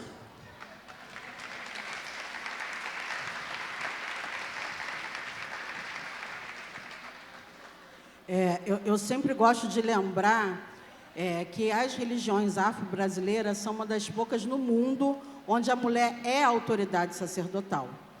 Eu tenho orgulho de pertencer a essas religiões por isso, né? Na maioria das religiões, a mulher não é autoridade, não é delegada a ela esse poder de autoridade espiritual. E isso se deve ao fato de como as religiões, a cultura desse povo nasceu, a cultura negra, a cultura indígena, né? E de entender que a mulher ela tem essa conexão, né, diferenciada. Quando a gente fez a pesquisa de mapeamento dos terreiros, isso já vão 14 anos, a gente diagnosticou que não são mais mulheres e mulheres negras a maioria à frente do terreiro. As pessoas acreditam confiança na figura principal do quê? Do homem branco, cis, hétero cristão. Então, até quando esse homem abre o terreiro, é ele que vai ter o maior crédito, ele vai ser menos atacado, né? Como você perguntou. Por que nós, mulheres, a gente é tão atacada? E ele vai ser menos, porque há uma imagem na cultura popular, né, de que ele é o representante das coisas boas. Então, quando a gente reafirma, quando eventos como esse, vários outros que a gente faz parte, dão um microfone na nossa mão e nos possibilitam falar, não é que a gente não sabe falar, mas antes a gente não estaria aqui, a gente está falando de Beatriz Nascimento. Eu estou totalmente imersa nela, porque eu estou estudando ela no mestrado, e você pensar como é que essa mulher foi silenciada. Ela foi chamada de maluca. Ela foi chamada de maluca.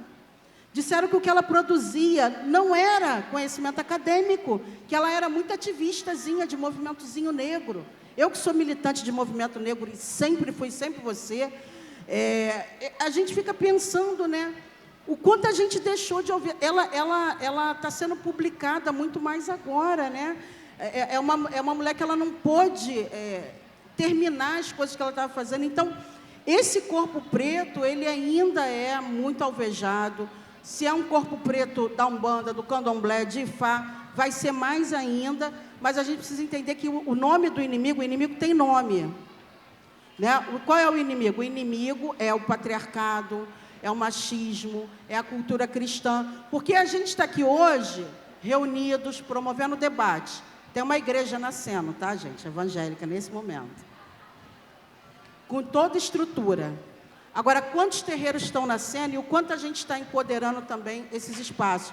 E por que está nascendo? Está nascendo porque eles estão na política, porque eles têm aporte financeiro, porque eles têm salário, porque eles têm recursos, vai se aposentar, vai ter até direito a se aposentar, inclusive, e nós não, a gente está lutando para sobreviver e lutando para manter um terreiro, né?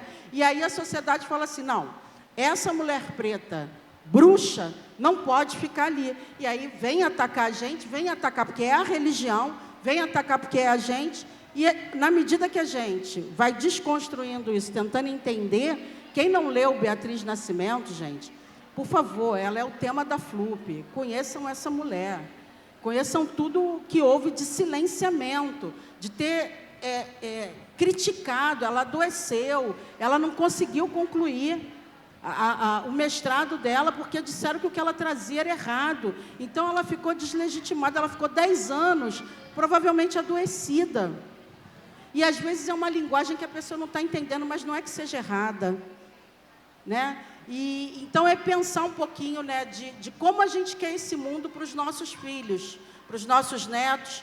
É um mundo onde continua sendo homem, branco, hétero, cis, cristão, a mandar em tudo. Os evangélicos, gente, eles estão crescendo cada vez mais. E o que significa o crescimento do evangélico? Não é inveja, não. Que tem uma coisa que, graças a Yansan, não tem na minha vida, é inveja. E quando eu tenho, eu falo. Eu tenho inveja de gente que respira com calma, tenho inveja de gente que chora e tenho inveja de pessoa que é calma. Eu não tenho nenhuma dessas qualidades, nem nunca vou ter. Então, disso eu tenho inveja. Do resto, eu não tenho inveja de nada.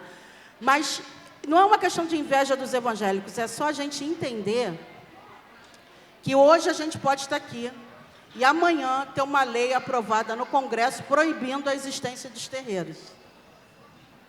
Você está entendendo isso? Quando eles quase proibiram o uso ritualístico de animais dentro do terreiro, né, que as pessoas chamam mais de sacrifício, quase ninguém sabia. Eu estava lá em Brasília. Eu estava lá, eu era uma das que estavam protestando. Sabe o que aconteceu?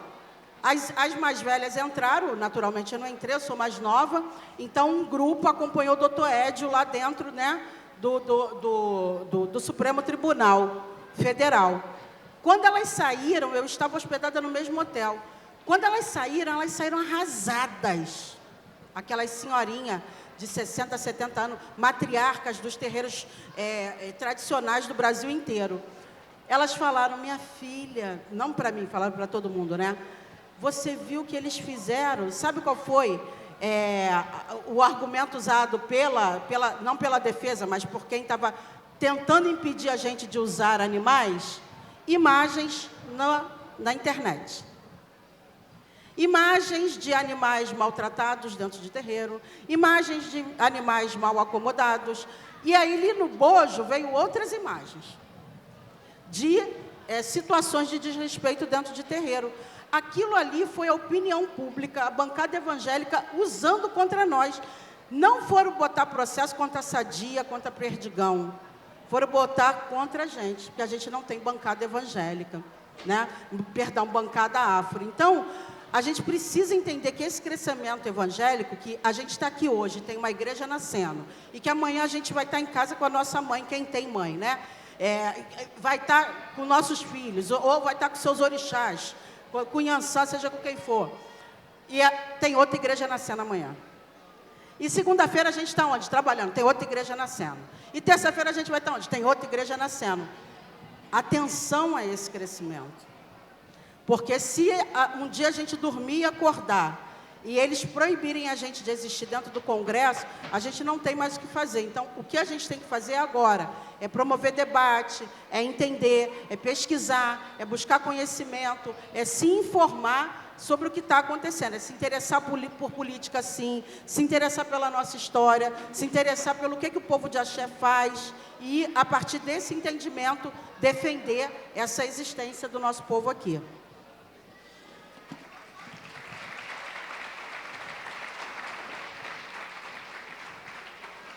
Existência, resistência são palavras que a gente usa muito também, né? Tem algo... Primeiro, avisar vocês que esse evento hoje também é sobre existência e resistência no âmbito de que a gente está com a feijoada e com o bar, ajudando um terreiro de axé a se fortalecer. Isso é muito importante que a gente fale. E também complementando vocês assim, sobre esse amor e esse afeto, vocês acham que é possível que a próxima geração tenha que lutar menos e que possa chorar um pouco mais e sangrar um pouco mais e ser mais leve? É possível isso, a gente sonhar com isso? Natália, eu estou fazendo o possível para que isso aconteça. Eu tenho um filho de 30 anos que ele é confirmado desde os 3 anos de idade. No último dia 26 ele fez 27 anos de confirmado. Tenho um neto de 9 anos que é iniciado há 1 ano. E a minha neta, obviamente, também será, né? E eu quero deixar um mundo melhor para eles, eu quero deixar um candomblé mais seguro para eles, eu quero deixar a coisa bastante diferente. Mas eu não tenho essa certeza. Por que eu não tenho essa certeza? Quando criança, que eu entrei para a macumba, eu não tinha noção de que isso acontecia, sabia? Eu não tinha noção. Eu só era da macumba, eu gostava de ser da macumba. E os anos foram passando e eu era dali, mas eu nunca na minha infância, ingênua, dentro da macumba, soube que existia perseguição. Sabe? Era um assunto que não chegou aos meus ouvidos, ou eu nunca soube. Foi preciso eu crescer para saber que isso sempre existiu. E eu estava lá, toda feliz da vida. Ia para a cachoeira, com o terreiro da Mãe de Santo, feliz da vida, achando que ser macumbeiro era seguro. Não sabia que existia gente que perseguia a gente por ser macumbeiro, não. Depois que eu cresci, que eu percebi isso, eu comecei a me preocupar. E quando eu me vi aqui lutando muito, assiduamente pela religião, porque eu sempre combati, eu sempre quis, depois que eu me tornei Yalorixá, sempre defendi a minha religião, mas passei a defender mesmo com unhas, garras e dentes, unha é o que eu mais tenho para defender, a partir do momento em que a minha Iaô quase foi agredida. Chegou a ser agredida, porque se você pega uma pessoa pelo braço e sacode, você está agredindo, né? Que a minha Iaô de Quelê quase foi agredida. Aí eu vi que eu tinha que entrar na briga, e entrei mesmo para valer, e não saí até hoje. Esse fato aconteceu em setembro de 2015. Ano que vem, já mais 10 anos, né? Mais 1 ano. E até hoje esse assunto é comentado, até hoje esse vídeo roda, vira e mexe, ele aparece por aí. Então, há 10 anos eu estou batendo de frente mesmo, estou lutando mesmo.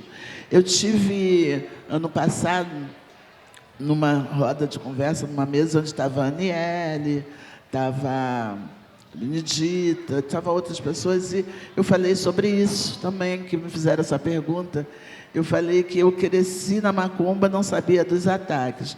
Cresci dentro da macumba, descobri os ataques. Ou seja, olha quanto tempo isso acontece.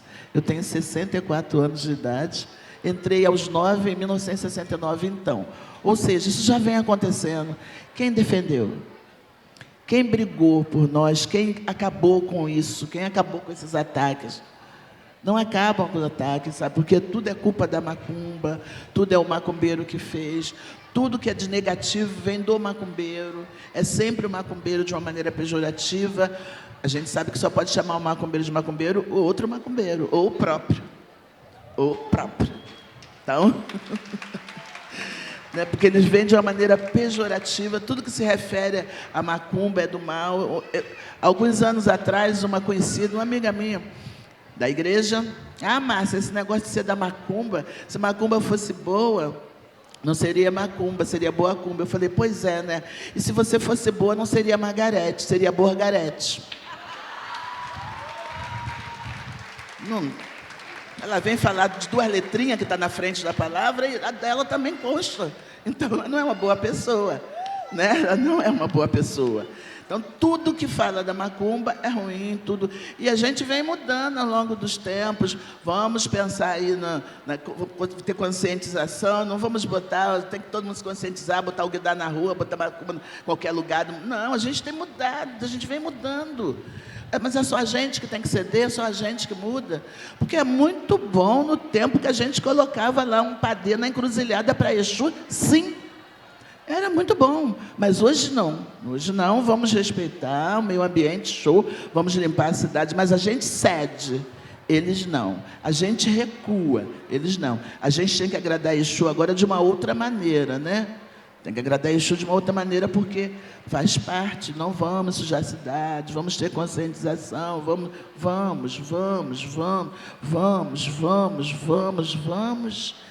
E a gente não vê um retorno, sabe? A gente não vê um retorno.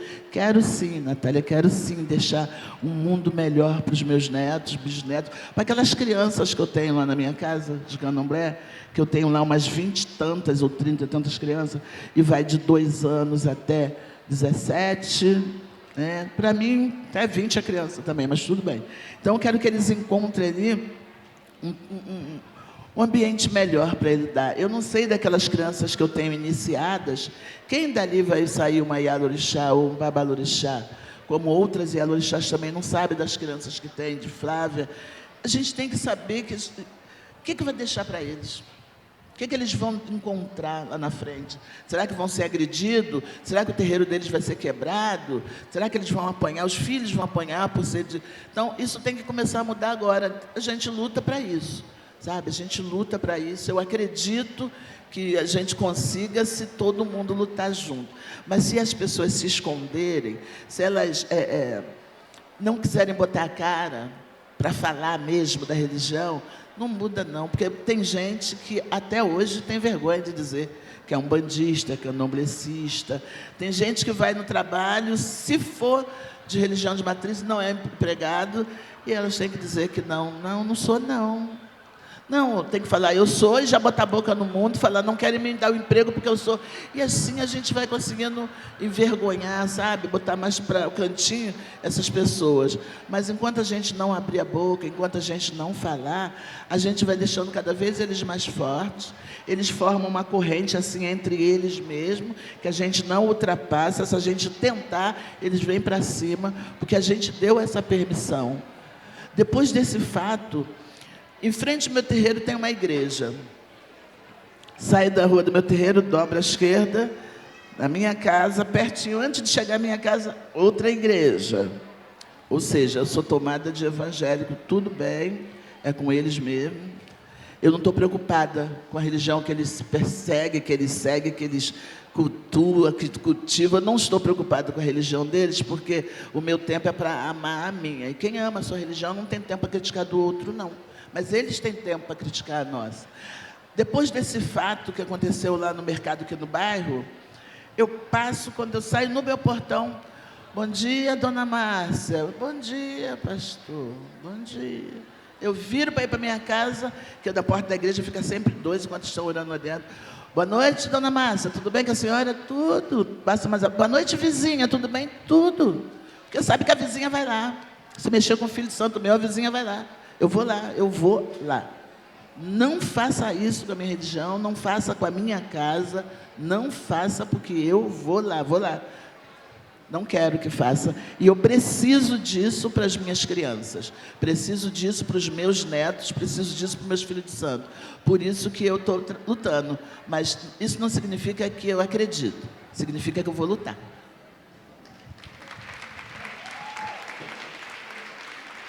Mãe Flávia, eu vou pedir para a senhora comentar sobre o afeto, sobre o amor, sobre o futuro, né? Se a gente, as próximas gerações.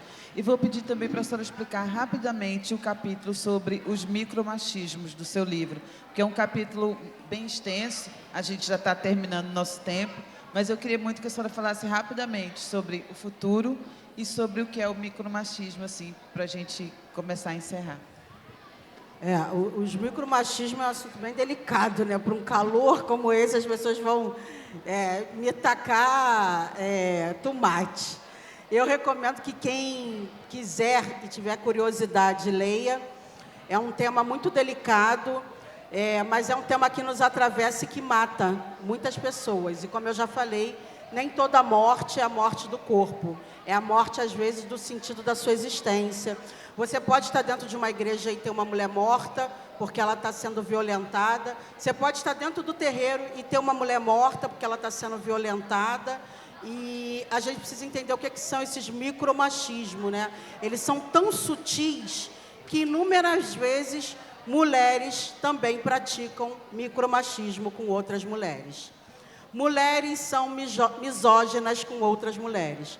Mulheres desempoderam outras mulheres. Mulheres acusam outras mulheres. Mulheres vão fazendo o tempo todo aquilo que a cultura patriarcal quer. Então, tem micromachismos bobos, né?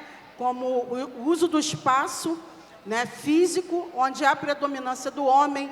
O homem faz tudo primeiro, o homem tem o controle da televisão, o homem deita no sofá e quem quiser que se ocupe pelo chão ou no cantinho, o homem come primeiro.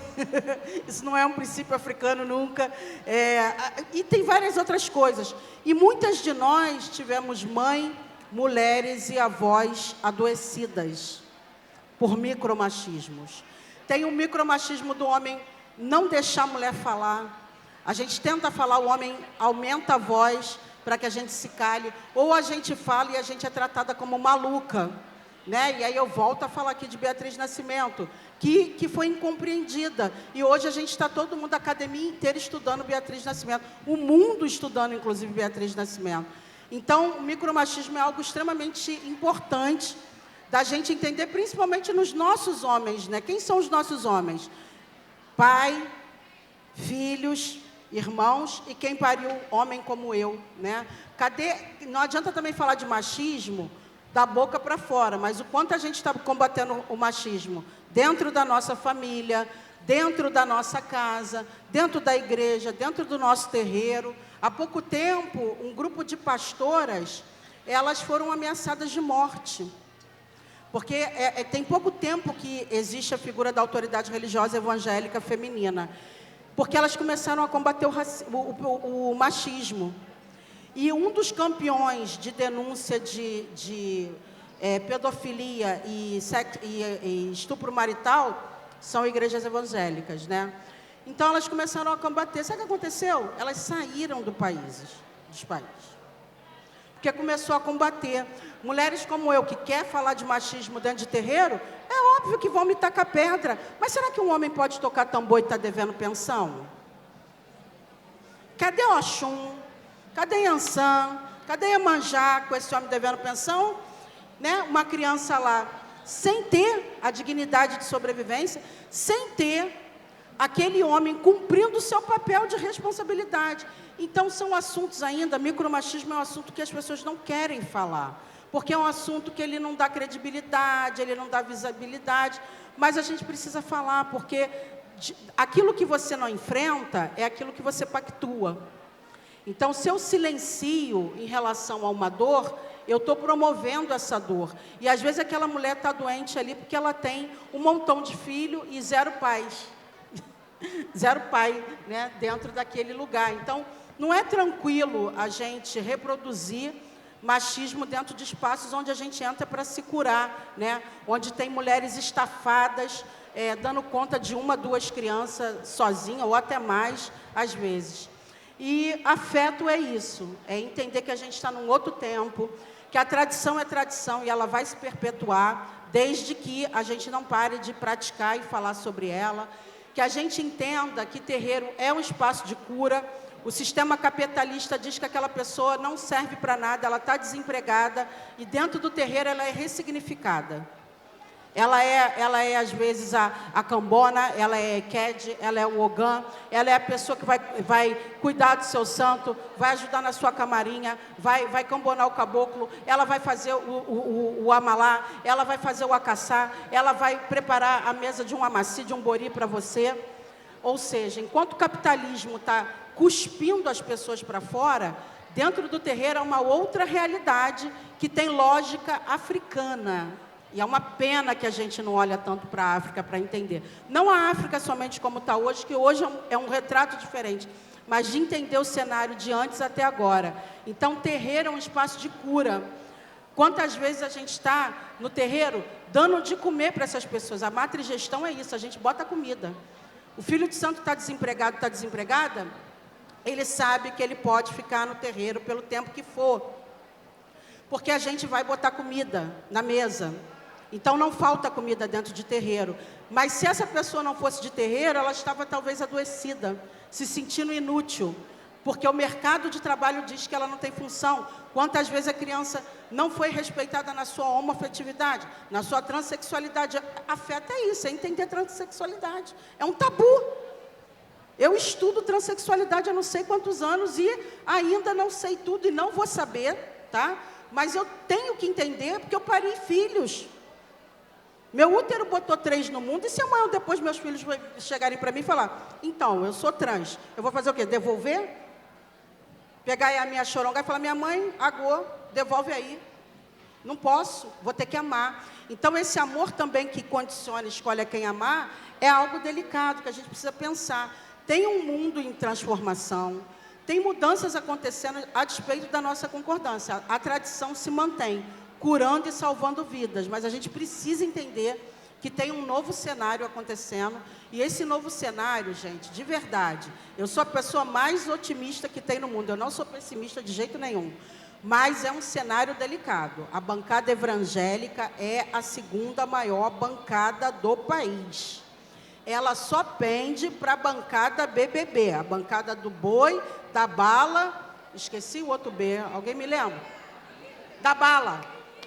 Da Bíblia, obrigada, né? Então, só perde para a bancada BBB, bancada do boi, da bala, da Bíblia, e eles elegem a cada eleição, eu não estou candidata, então fiquei muito tranquilo com a minha fala, mas a cada eleição é um número maior de evangélicos disseminando a cultura do ódio.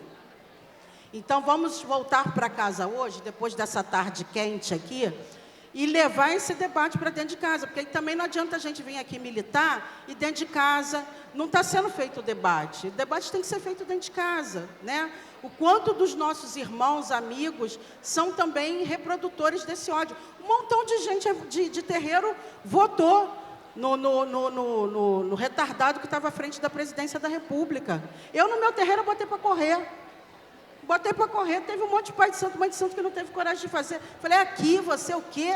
Sai daqui, meu amor. Aqui você quer tomar o quê? Benção em Ançã? Você quer abraçar Pombogira? Não. No meu terreiro, não. Você quer escolher um representante para governar o país que quer nos matar? Na minha casa, não. Você não fica. Pode ralar. Vai para a igreja. E mandei meter o pé mesmo. Agora, nem todo mundo tem coragem de fazer isso. Eu, quando fiz o primeiro casamento homoafetivo, há 20 e poucos anos atrás, teve pais de santo que pararam de falar comigo. Você vai casar 2 mulheres? Falei, vou casar 2 mulheres. Mas você vai abrir o seu terreiro para casar 2 mulheres? Vou casar 2 mulheres. Mas como é que a senhora vai fazer isso, mãe Flávia? É muito simples, a gente vai abrir o terreiro, né? Vai cantar, vai louvar os orixás e a gente vai abençoar 2 mulheres.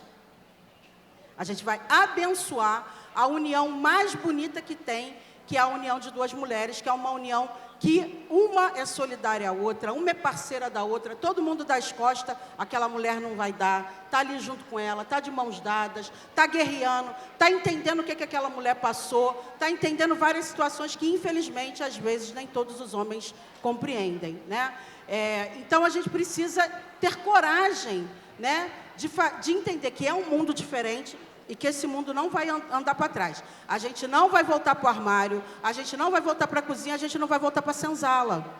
Então, se a gente não vai voltar, a gente precisa entender que mundo é esse e o quanto a gente realmente está contribuindo, né, para essa transformação, para que esse futuro seja mais seguro para as nossas crianças, para a gente, que a gente vai voltar, né, gente?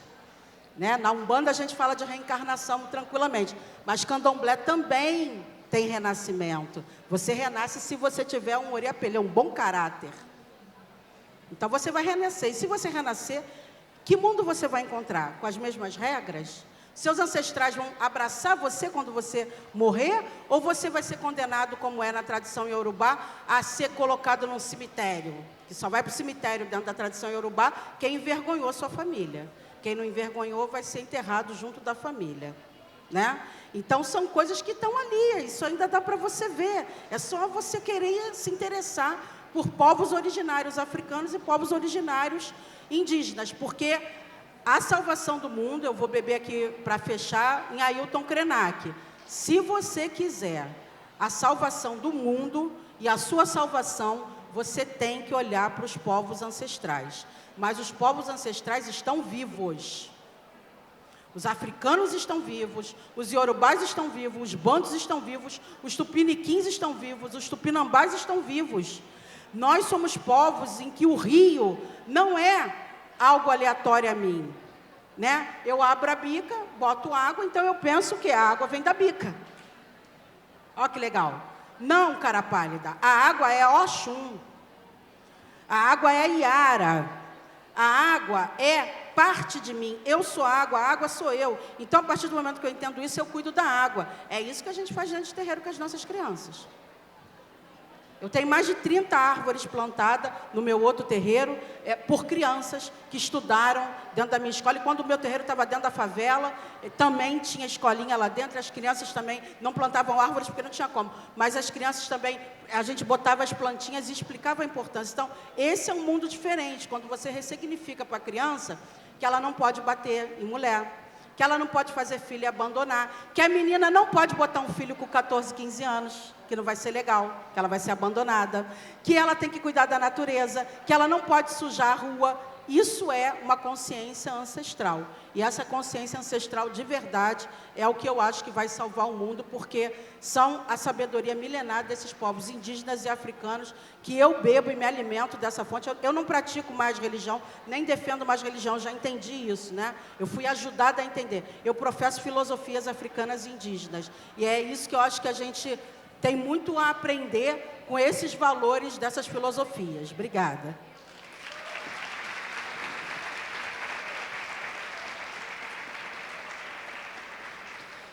A gente está se encaminhando para o final. Eu vou pedir para a senhora deixar uma palavra assim, que a senhora, para ecoar, para a gente começar a encerrar. Bom, a primeira que me ocorre, né? A mulher ansânica que venta toda hora como eu. Mas a primeira frase que veio pronta, né?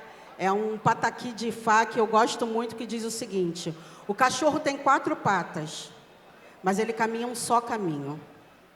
Imagina se o cachorro ficasse confuso. Não sei se eu vou para lá, se eu vou para cá, se eu vou para lá. Aí eu vou pegar esse pé e vou para a direita. Lembrando que 4 patas significa encruzilhada, tá, gente? Eu vou para a direita. Não, eu vou andar para trás. Eu vou dar ré para a direita. Não, vou dar ré para a esquerda. E o cachorro continua andando o quê? Soberano. As 4 patas dele não confunde ele para onde ele tem que ir. Porque o que carrega, um outro pataqui de Fá, o que carrega o corpo é a cabeça. A gente não fica com a cabeça fora do pescoço. É a cabeça que decide se você vira para a direita, se você vira para a esquerda. Então, se a sua cabeça não te vende, ninguém pode te comprar. É o outro pataqui de Fá. Tá tudo dentro de Tange-Obará. Então, que a gente entenda que a sua cabeça, ela deve ser bem cuidada. Ela deve chorar quando tem que chorar. Ela deve ficar triste quando tiver que ficar triste. Ela deve dormir, mas ela deve também se conectar com a natureza. Escolher boas pessoas para cuidar da sua cabeça. Pessoas que falem boas palavras, que te abençoem, que sejam felizes com a sua prosperidade, mas que também te chamem a atenção, que puxem a sua orelha, porque isso também é filosofia ancestral. A gente se senta ao lado do mais velho, para o mais velho poder falar para você, para o mais velho poder te ensinar, como ainda agora ali, cadê a menina que estava aqui? Está toda de jeans. Ela veio trazer a cadeira para mim, aí eu falei, não, leva lá. Até que mãe Márcia se sentasse, eu não me sentei, porque o mais velho senta primeiro. O mais velho, ele vai ter sempre um cuidado diferenciado para que a gente entenda que nós não somos povos de colocar velho no asilo. A gente não bota, africano não bota velho no asilo. Não bota. Então, olha o que a gente está fazendo. Se o velho se mudesse, eu não tenho como saber as coisas que eu preciso saber, né?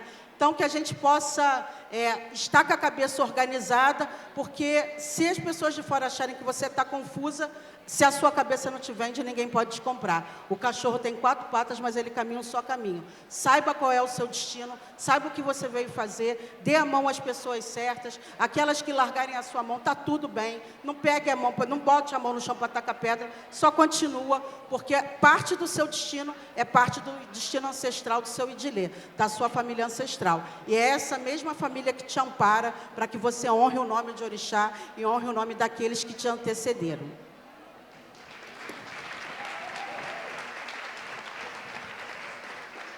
Mãe Márcia, também para a gente ir encerrando, eu tenho duas, pedir para a senhora deixar para a gente alguma palavra e também perguntar, a senhora faria tudo outra vez?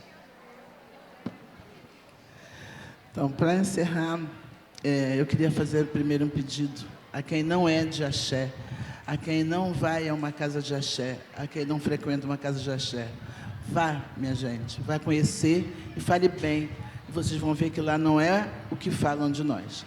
E aos que são de axé, gente, divulga mesmo, fala mesmo, mostra ao mundo que você é do axé, mostra ao mundo que o axé faz bem, mostra ao mundo que vestir uma roupa de axé é o que nos define de fato.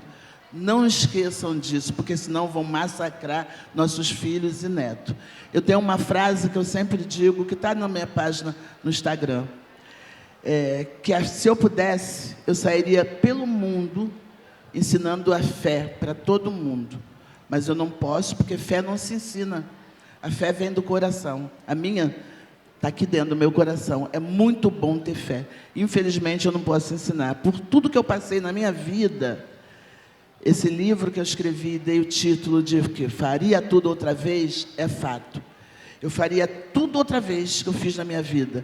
Eu iria para o lixo de novo, eu cataria a xepa de novo, eu sofreria de novo, se fosse para chegar aqui e o Baloaê me tornasse Orixá, porque é gratificante cuidar de Orixá, é gratificante cuidar da cabeça das pessoas, é gratificante você decifrar o que está passando na vida daquela pessoa e, através de um banho de erva, de uma pipoca, de uma canjica, de uma vela, de um ovo, a gente salvar essa pessoa.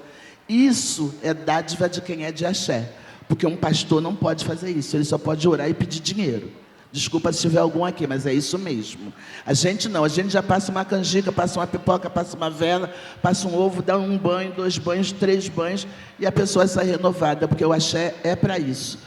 Por isso eu não posso ensinar, mas faria tudo outra vez se fosse para ser de axé. Muito obrigado, um beijo para todos do axé, a bênção para todos vocês, um Dia das Mães vitorioso para a gente, tá? Eu acho que não tem nada mais sagrado do que a palavra de uma mãe. Estou aqui ao lado de duas. Eu agradeço por esse dia e que o que nos une seja muito maior do que o que nos separa. O livro de Mãe Flávia inicia com esse texto: companheira, me ajuda, que eu não posso andar só. Eu sozinha ando bem, mas com vocês eu ando muito melhor. Que esse seja o pensamento, que a gente siga junta. E eu agradeço demais a toda a FLUP, a todas as pessoas que estão construindo esse evento, as meninas da limpeza, as meninas da faxina, as meninas que cuidam, as meninas da produção, sabe? Um evento. E a arrecadação está para nutrir um terreiro. Então, um evento desse porte, ele é formado de tantos e tantos laços, de tantos e tantos carinhos, de tantas e tantas velas acesas para que hoje não chova, para que não tenha engarrafamento, para que a gente chegue aqui, para que tudo funcione. Então tem a moça lá da recepção, tem a menina da limpeza, tem quem está cuidando da comida. Esse evento está a feijoada, a cerveja, o bar, é para fortalecer um terreiro e nós somos para fortalecer umas às outras. Muito, muito obrigada, Mãe Flávia, Mãe Márcia, eu estou honrada de estar aqui.